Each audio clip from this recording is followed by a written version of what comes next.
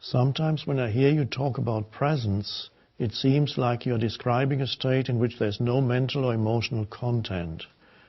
And yet I experience emotions in presence, perhaps sadness when something happens that is difficult for another person, or at the news of the death of someone I love. And I experience that emotion happening in present time. Isn't it possible for emotional experiences to arise in presence?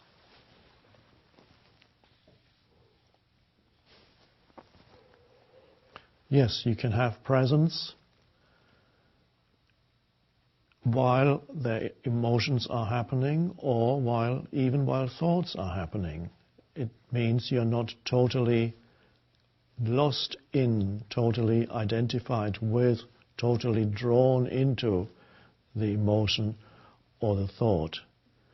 There is in the background a space of awareness that in the foreground there may be anger, sadness, and you're not totally lost in it. There's a space for it that you still sense, and you are essentially not the emotion, you're the awareness behind the emotion. You know that this emotion is there. The same thing can happen when the mind is active. You can talk and the mind can completely take over, and you become lost in your mind in a stream, either a stream of thinking or a stream of speaking. You can observe it. If you can't yet observe the mind stream in yourself, you can occasionally just quietly observe people talking to each other, and especially people who are having a discussion. Because when you're having usually a discussion or disagreeing about something, there is not only the mind, there's also an emotion that goes with the mind stream. That's the disagreement. Why is there an emotion when people are having a discussion and they disagree? Why is there an emotion that goes with their mental positions? Well, because they identified with the mental position. That identify means their sense of self has become one with the thought. The consciousness, the I, has identified with the form, rather than realizing that it is formless in essence. It has lost that knowledge, so consciousness is in a dreamlike state, could say.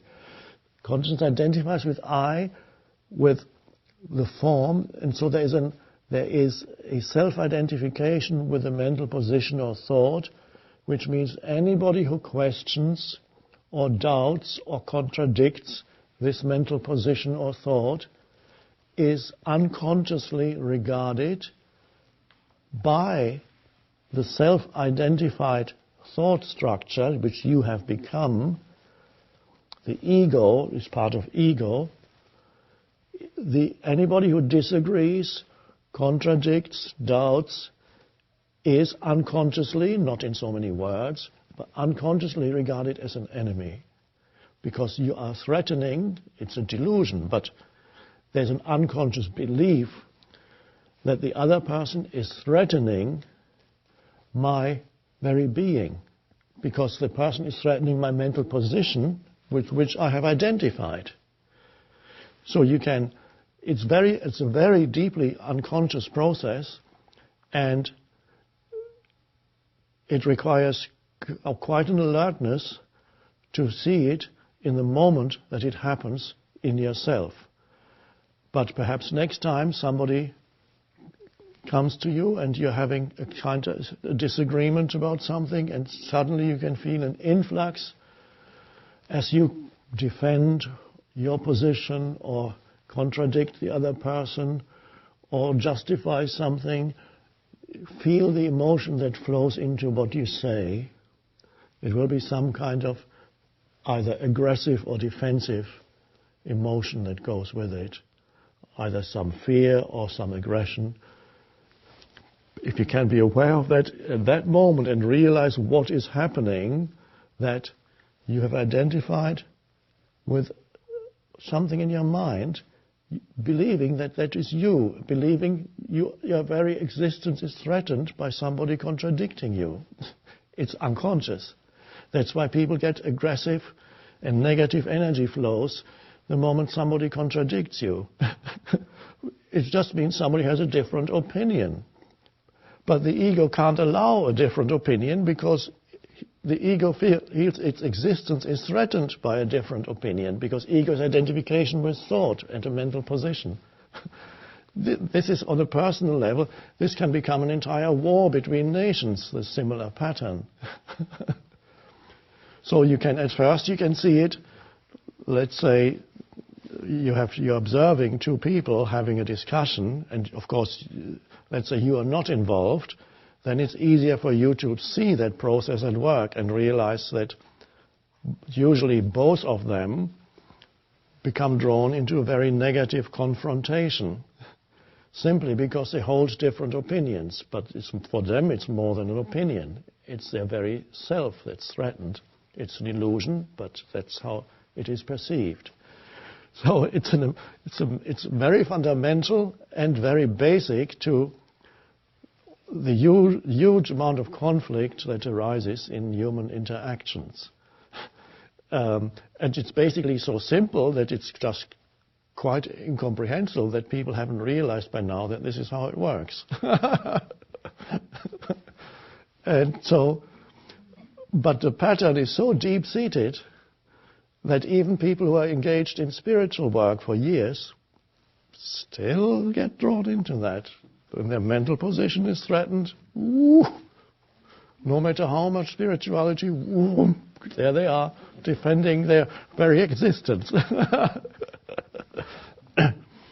Because the pattern is very deep. So alertness is required. If you don't want to carry on in that way for the rest of your life and be part of that, madness ultimately, dysfunction ultimately, because it creates continuous conflict and negative feelings and so on, and interferes with the true relationship with another human being. Be aware in yourself of this process when and as it happens. And for that you have to wait until the moment comes when somebody contradicts you or says, no, you're not right, or I don't agree, or whatever they say. And then you have to be alert. What is it that comes up and wants to defeat the other or protect itself? So that is a very vital thing, but presence is required. The pattern is deep, very deep-seated. Without the presence, each time, every time, it will take you over, and you'll be lost. So, alertness. I can't remember what the question was, but this is vital. Yes. Sometimes when I hear you talk about presence, it seems like you're describing a state in which there's no mental or emotional content, and yet I experience emotions in presence. So, we've been talking now just about experiencing the absence of presence, and there's a mental emotional stream that comes up. You can do it to yourself also. You can have a discussion with yourself. You can doubt yourself. You can have an argument with yourself. You can have one part of your mind accusing another part of your mind of being lazy, for example, or of being not good enough.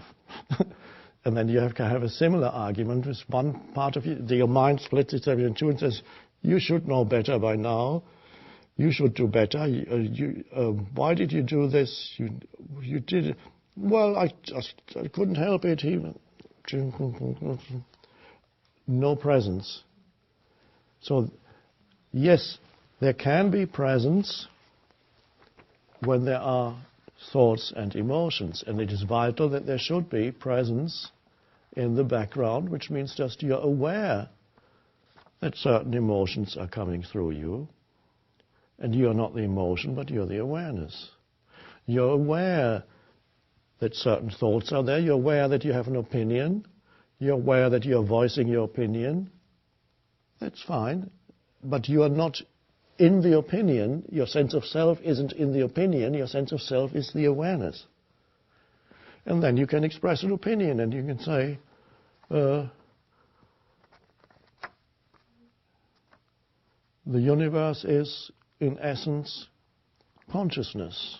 And then the other person says, that's a load of rubbish, or whatever they say. Mumbo jumbo, you're talking mumbo jumbo.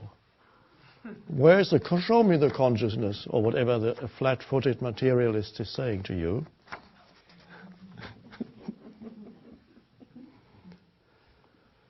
And then observe. See whether you actually know that you, the universe, which means you, ultimately comes down to you, as this is the where you experience the universe as yourself. Do you know that the universe is consciousness, or do you just believe that the universe? At that moment, are you the consciousness, or are you the belief that you are conscious? If you are the belief, then you are the thought, and then you'll be defending yourself. So you'll be shouting back at the other person that they are narrow-minded bigots.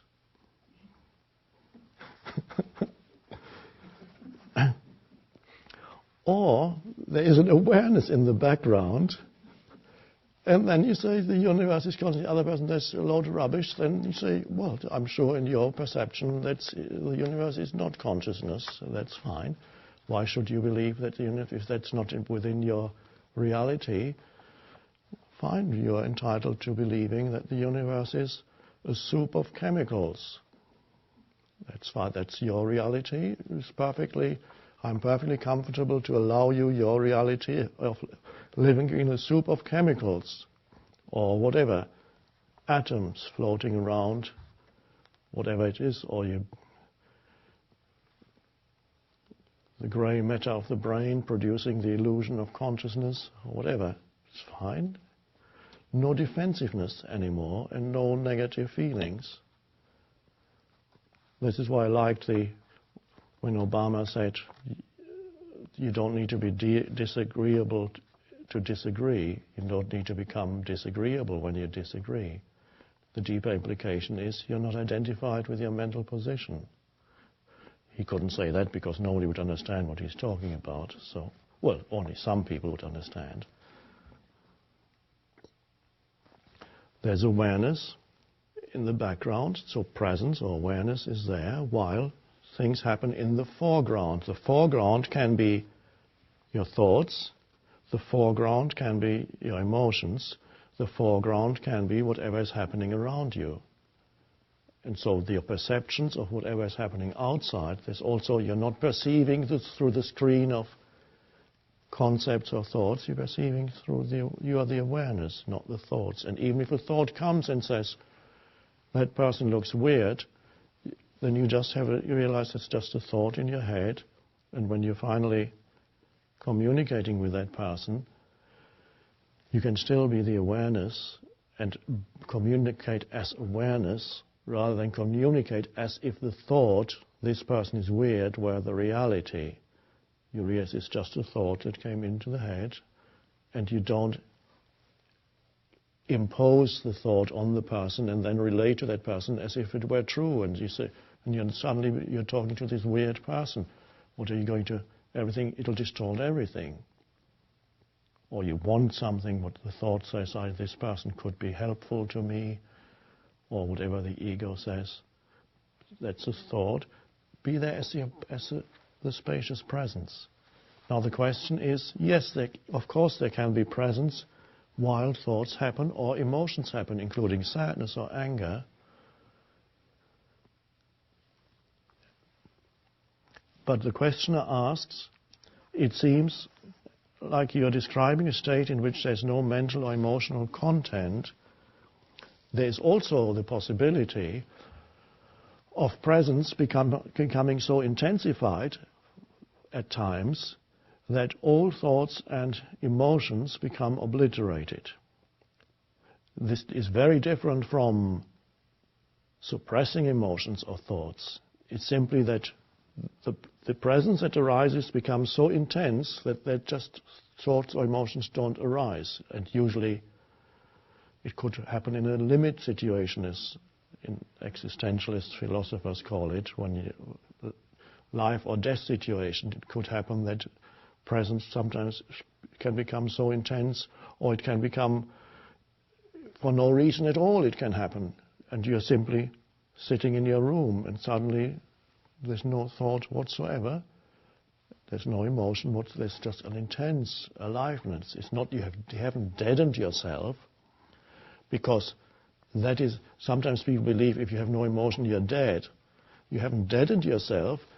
There's an intense aliveness, a different kind of aliveness than the emotion. A vibrantly alive field of intense consciousness. So that can arise sometimes, and it's beautiful.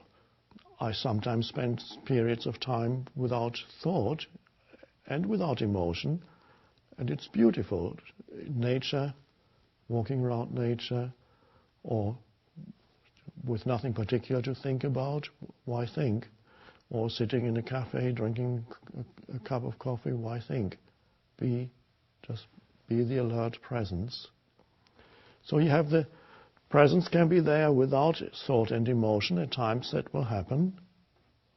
Or presence can be there as a background to whatever emotions or thoughts are there.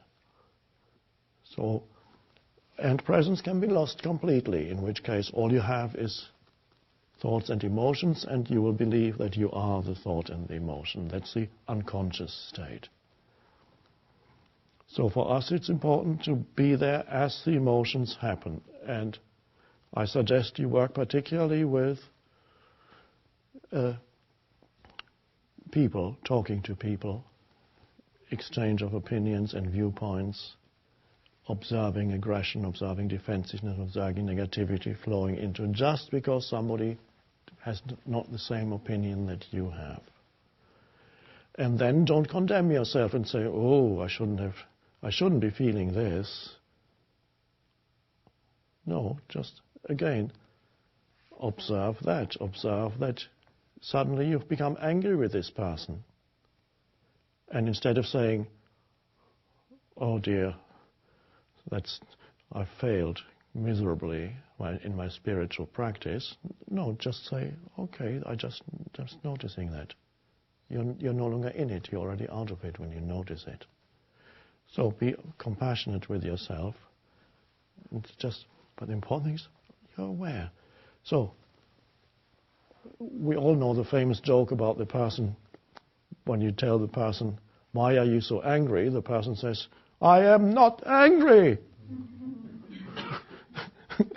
And that's, of course, a typical example of somebody who doesn't know, has absolutely no awareness. In the middle of anger, denies that there's anger.